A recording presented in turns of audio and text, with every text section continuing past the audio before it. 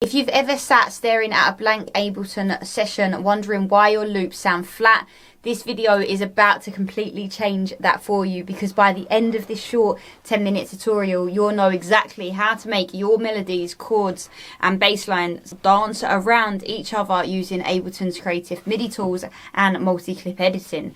You'll learn pro workflow tricks used by top producers to get movement, groove and emotion in their music without needing to know a ton of theory. And the best part is, it's effortlessly. So easy, you can literally follow along, copy what I do and instantly make your track sound more alive.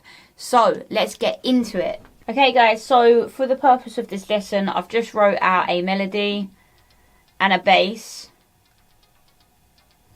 And these are really fighting with each other. But what I want to just show you is just a few game-changing ideas when you're writing out your MIDI or your bass line, your piano rolls. So we've got a few game-changing settings most producers don't even use.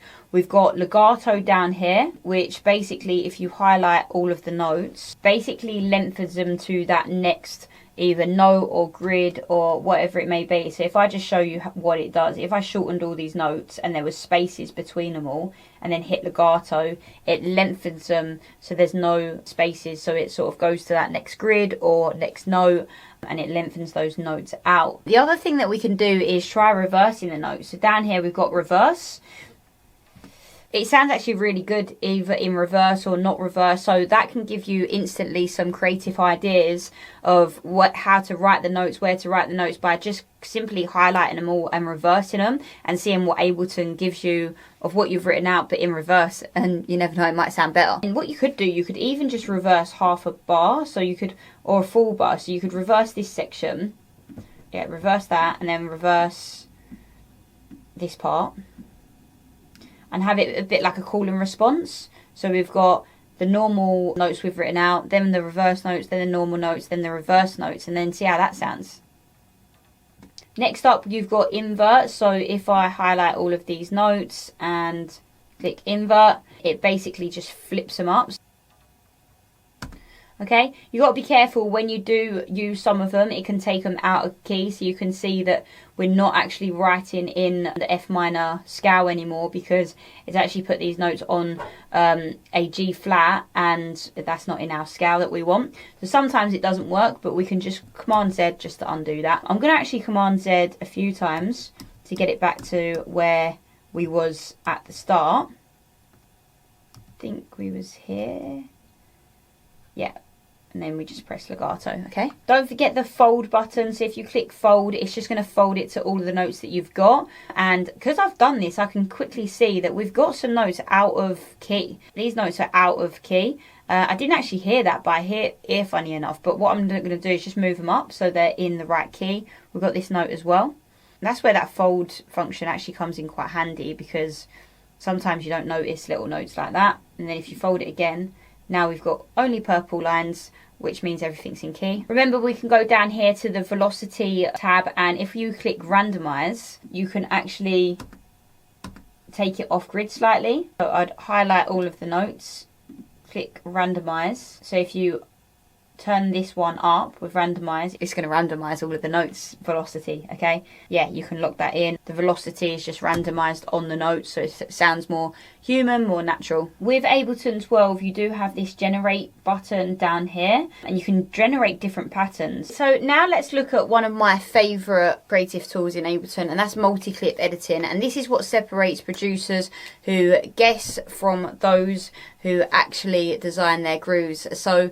say we've got a piano and a bass, so we've got like a synth lead and a bass, and they're sort of like clashing with each other, as these two are really. There's a lot going on in both, so we basically need to change that so they're complementing with each other and singing with each other. Now what we want to do is hold down this clip, click shift and hold down this clip. What that's going to do is it's going to open up all of the bass notes here, and then all of the synth notes, melody notes here. And now what you can do is you can visually see where your notes are overlapping or clashing with each other. Use color coding as well, so label your bass, I've got mine orange, and then your melody is yellow, so you can see where your melody notes are and then where your bass notes are, and make sure that they're complementing with each other. So look, now we've got both highlighted. What I can do is double click these to sort of like visually see them sort of hitting in between the notes and moving the notes about. We know everything's in key because we've got our F minor scale on and we've highlighted the scale, and then we can basically just move bits and pieces around to make sure everything's sort of like singing with each other and not sort of clashing with each other. We've got a lot going on in this melody and a lot going on in the bass. There's a lot of work to be done here in terms of visually seeing them sort of calling and responding with each other, so it's fitting together a lot nicer. Before we wrap up, a few bonus tips to push it further.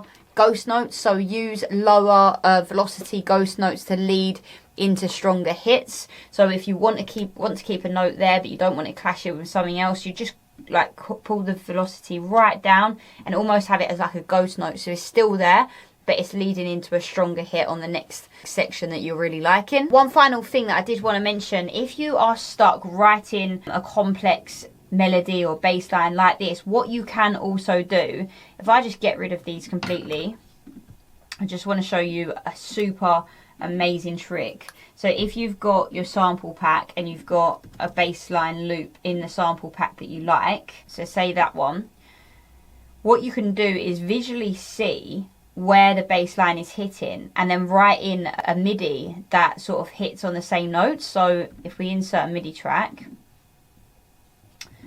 we want to basically put it in arrangement. Drag and drop this in arrangement view, and then drag and drop your MIDI clip in arrangement view.